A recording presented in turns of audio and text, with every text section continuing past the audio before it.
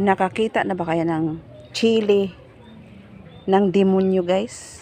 Chili, yes, chili ng demonyo.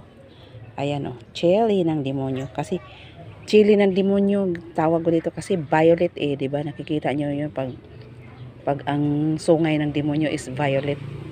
Titikman natin yan, guys. Kung gaano ka kung gaano yan ka anghang.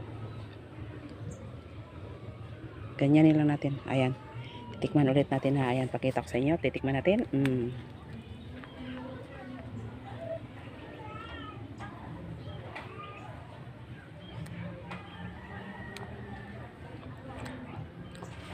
Grabe ang anghang niya, guys.